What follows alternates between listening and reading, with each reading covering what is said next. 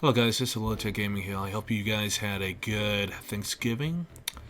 I wanted to go over a quick overview of the new update that's coming up next month, update 47.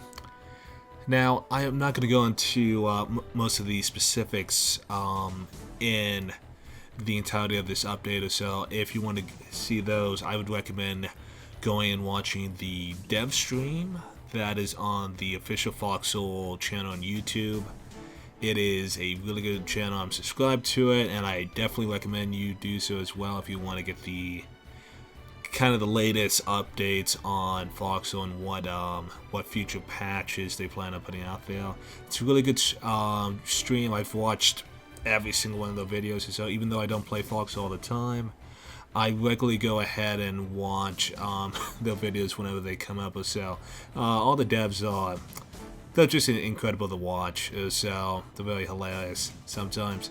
And I'm going to go ahead and put the link in the description if you want to go ahead and check them out. So I do recommend checking that video out either before or after this video. So anywho, moving on to the update, I'm going to go over some of the key things that are happening with the game. So the first one being the change with prototypes. So prototypes have changed from their current form. So currently there are essentially two.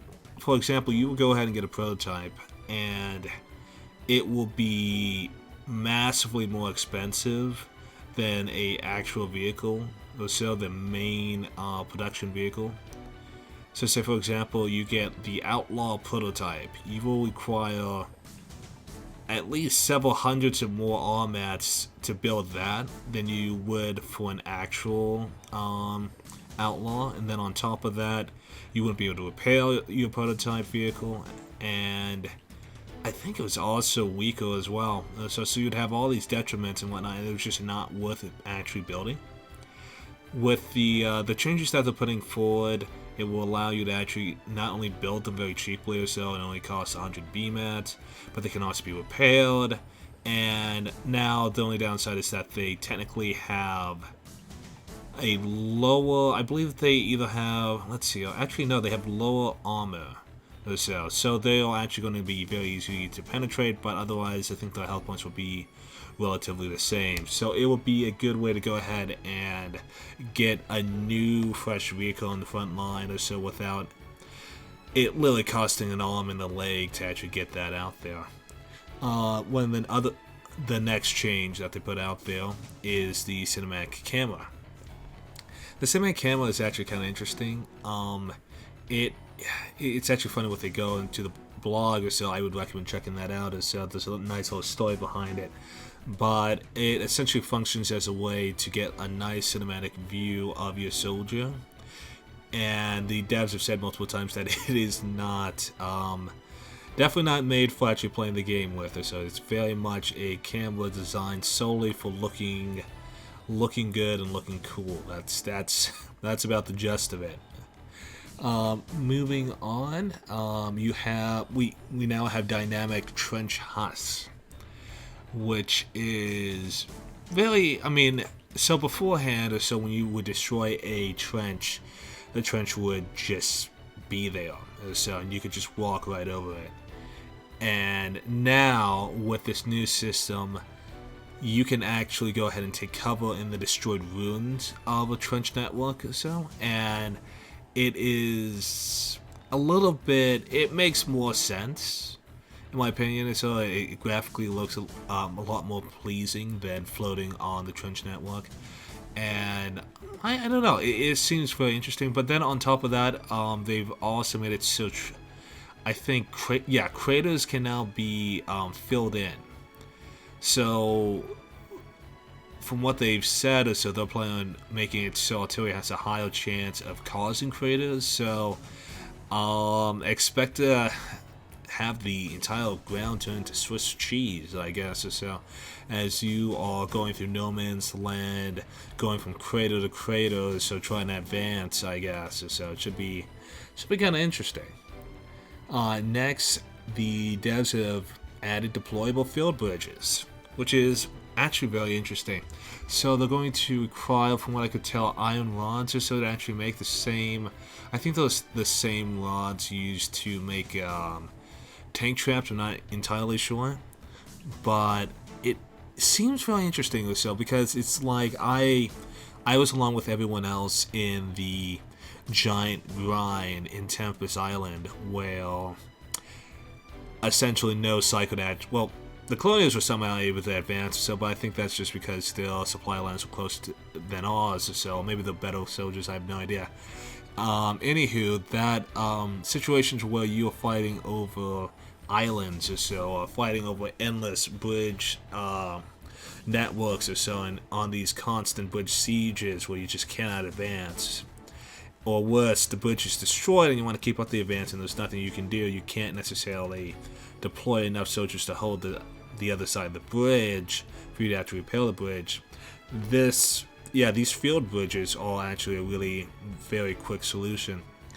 They don't. I think they're going to probably be a little bit more expensive than they currently are, and so they didn't seem to cost too many metal rods, so they're probably going to cost more on the actual release, I would hope. But it does seem like a very interesting mechanic for crossing bridges, making entire bridges across rivers apparently. So if you, and even forget water at all, so you can make land bridges across hills. So from what they've shown in the actual video, which seems really interesting, to be honest. I was also thinking that maybe they could serve as dockyards, but because it's just like it's hard to go ahead and get a one of the problems we had in Jade Cove in the last war was getting supplies into Fahrenheit Coast because the harbor system was kind of blocked. So the ability to actually make another dockyard would have been awesome. So kind of make it extend out, kind of like the artificial dockyards you saw on D-Day. But from what I can tell, any vehicle that like hits the bridge or any like sea vehicle will destroy them. And not only that, but they also have the limitation where only certain vehicles can actually go across. So I think anything heavier than an armored car will destroy the bridge and will fall to its death. So it does have its limitations, but it is honestly better than the alternative of just trying to either launch an amphibious assault using barges or having to literally swim across. So I mean, it should be kind of interesting to see how that plays out in the future. Moving on, they have went ahead and added 2 new armored cars to the game. They added a Colonial RPG car and they added a Warden ATR RPG armored car. I had the chance to use both. It was actually kind of interesting because I should have just called in one of the, not the devs, but one of the moderators to sort of just spawn in a Colonial armored car. I ended up actually going on the dev blog, taking a Warden, a outlaw behind enemy lines to Terminus, just to get next to the garage, and luckily enough there was an RPG Colonial Scout car just right outside, but it was locked. But luckily there was a wrench in one of the chests nearby, so I can actually give you guys the information on it. It is actually very interesting. It works. It has a very interesting mechanic where actually you reload the rockets one at a time. And the rockets actually fire. You actually fire them from both sides or so, which is interesting. And you're like, yes, of course they do, but you actually get arcs of fire from both sides as well. So if you're trying to bank around a corner and use your, like, if you have a wall right in front of your armored car and you push your armored car up right towards the wall and there's like a gap on your right side, yes, you can fire the right side rocket through that gap, but the left side rocket will not be able to make it because the wall is going to be right in front of it. So it's an actual projectile that's attached to the side, which is very interesting, to say the least. It reloads about the same at the same speed as a normal RPG from what I could tell. I think it had like a 30 to 35 meter range. So it's not gonna be good against anything that has a 40-meter range or so. So 68 millimeter cannon, 40 millimeter cannon. It's just gonna get shredded. It's definitely a really good hit and run vehicle because of the fact that you can load in 2 rockets at once, fire both in quick succession, and if you're working with maybe another armored car, you should be able to actually, and you get like a nice flow flank in. So I noticed that, well, even though they're technically heat rounds, or I guess high explosive rounds, I guess, or so, if you get maybe 2 of them to 2 of the RPG armored cars to go ahead and flank a light tank, and all 4 RPGs hit, most likely you might be able to get a disabled right away or so, depending on the circumstance, or at least a tracked. I think the only problem is disengaging. The problem is the platform. The armored car is a wheeled vehicle, therefore going off the road will mean that it will be impossible for it to escape from anything, even infantry. So it is going to be a very risky vehicle to use. It's not as fast as the Jeep, but it's very much a hit and run vehicle. So, and it should be interesting to see what the Colonials think of in terms of like a tactical use for the vehicle, because I'm sure that it will shred armored cars. It will probably even shred half-tracks to some degree, but tanks are going to murder these things from 40 meters away. So we'll have to see how that goes. The Warden AT RPG armored car is actually very interesting because it has the ability to indirect fire, meaning that it shoots at an arc similar to how the kind of Piet launchers for the the Piet launchers in the game work. So, and it's very interesting because I think with the height advantage that it has and the mobility of being on an armored car, you have a situation where if the crew is synergizing quite well, they should be able to get some very interesting shots on armored targets, being able to actually hit them from on the other side of a building. And actually, you could have a very interesting situation where in an urban environment with some nice medium level cover that you can shoot over, you might be able to just do a kind of a bait and switch or so and whatnot, or so, where you have a light tank on the other side of like a building, you fire an RPG at it, you hit it, and as it's trying to catch up to you, so you just immediately keep moving, try to stay out of its arc of fire while lobbing AT RPGs at it until it either withdraws so it gets disabled and dies. So I think, and also on top of that, the AT RPG has a 40-meter range. So I think it might have a more practical advantage just because of the fact that it can be used to indirectly fire at vehicles or so. But it just doesn't have the... I don't think it would have the punching power, so I don't know what the stats are on the AT RPG versus just the RPG and whatnot. But I think it does have a more tactical advantage long term or so, especially in urban environments or so, environments for this cover, which is really interesting. Now, moving on from the armored cars, we go into the big changes. So the devs went ahead and added more weapons that can be equipped onto tripods. You have 2 new HMGs, one for the Colonials and one for the Wardens. You have a double RPG for the Wardens, which is very interesting to say the least. And then you also have a AntiTank Rifle with for the Colonials, which is very interesting. Here, let me start with the double RPG. Actually, the double RPG functions kind of in the same manner as the Colonial RPG armored car, and the fact that it can load 2 RPGs or so. It has to load them one at a time, but it can have a maximum of 2 loaded, and it can fire both of them in quick succession, but it has to load them up one at a time. And from what I can tell, the double RPG actually has a 40-meter range, so I think it can actually outrange the Colonial RPG armored car, which is very interesting. it is. I mean, I see the practicality of it and whatnot, so it would definitely win in a fight against another half-track unless it had the same weapon, or it happened to be the colonial half-track that has a little bit more armor and health. But I still feel that against tanks, because just judging using the RPGs against the fronts of just general colonial light tanks or so, they would ricochet quite easily, so I could see this weapon becoming very obsolete very quickly or so, and probably being relegated to just destroying light structures from quite a distance away in quick succession. I could see that happening. The other problem, and this is something I didn't note with the Colonial RPG Armored Car, is the fact that the RPGs do not stack.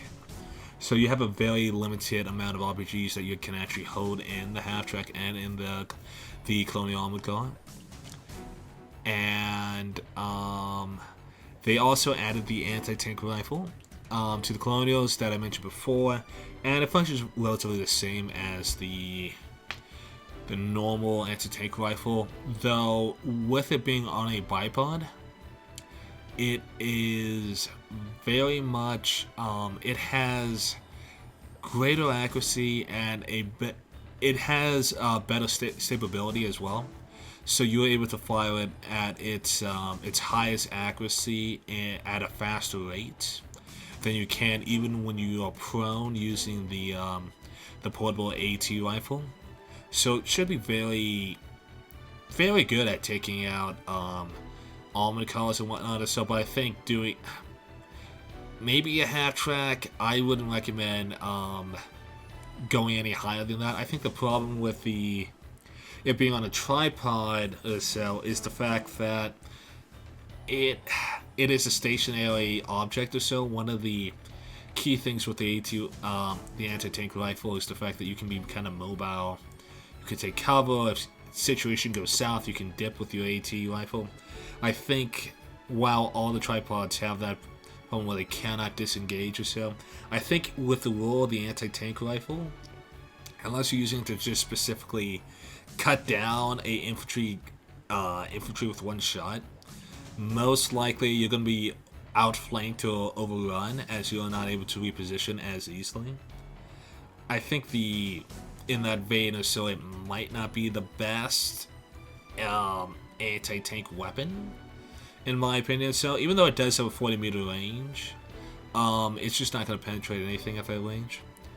But I'll hold off on this for a second here and go into the fact that you can actually, and this is the big feature for the actual update, you can go ahead and actually mount all these weapons and the weapons that were previously released on the tripods onto half-tracks now. So starting in the next update, half-tracks will not come with a weapon. You will have to go ahead and actually equip them with a weapon. And the equipping of a half-track is actually very simple and very easy. It works the same way as how you would equip a tripod with a weapon. You put the ammunition within the half-track itself, and it is very interesting at the possibilities of this system because of the fact that you can go ahead and say, for example, you show up on the battlefield and you have a HMG and you're like, oh, there's a bunch of tanks here, so I should probably deal with those. And you can just go ahead and get the double RPG or so, or your faction's equivalent or so, the AT RPG. Go ahead and plop that down on the half track and go ham on some armored vehicles or so. Say you don't have RPGs or so, but you do have the tripod anti-tank rifle so on hand. You can go ahead and fit that on, load it up with a bunch of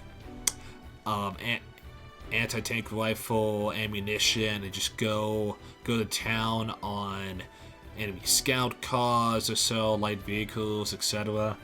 And if the enemy starts swarming you with infantry again, you can go ahead and just swap that out, put back on an HMG, and just start mowing down infantry as well. So it's very versatile, it's very interesting, it's very straightforward. So I one of the, and I guess this goes into the actual name of the video.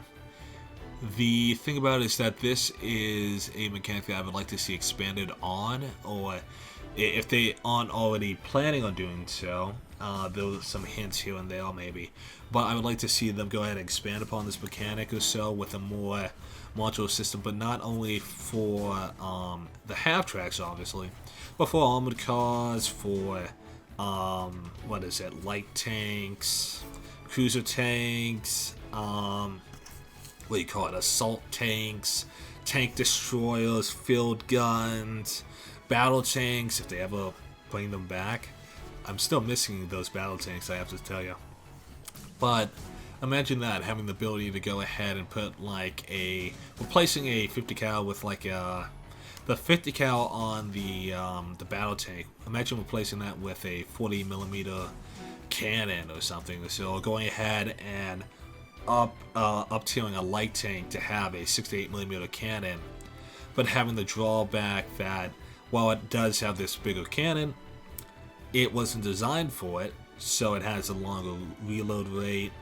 The turret can't turn as fast, maybe it's slower, or maybe having it where maybe the Bardiche or so with a 68mm cannon or so, you replace it with a high velocity 40mm cannon, where you can go ahead and, instead of being specifically for, I guess, anti-tank duty, you can go ahead and now utilize it properly against just structures in general, so with that very fast reload speed. Or, I don't know, even crazy stuff, like putting, I don't know, it'd be hilarious, but yeah, replacing the gun on an armored car with a 250mm cannon or something, but just having it where it's a fixed gun, and on top of that, the armored car's mobility is reduced by like 25% as a result of it. So something along those lines.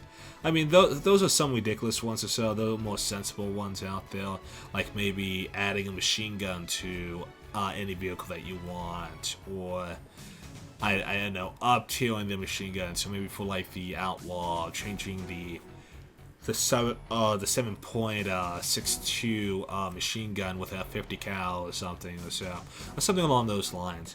I think there's like a lot of potential with that system that would add to the dynamic of the game, where you don't know exactly what vehicle you're going up against or so, and it allows for you to customize your vehicle to your playstyle. Though I would say that swapping out a gun cannon on the front line would be a little excessive. I mean, I would probably save it for something like you would have to be in the garage to do it. That would kind of make sense.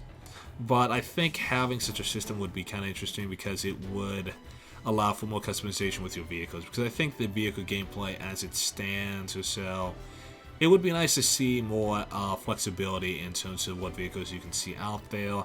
As well as, I mean, in the future it might be nice to see even like, I don't know, custom, like to put the name of your tank on the side or something like that or so. But I think this modular system at its start or so is very interesting, and I think I would love to see it expand quite a bit or so. And I think that's the gist of my argument, I guess.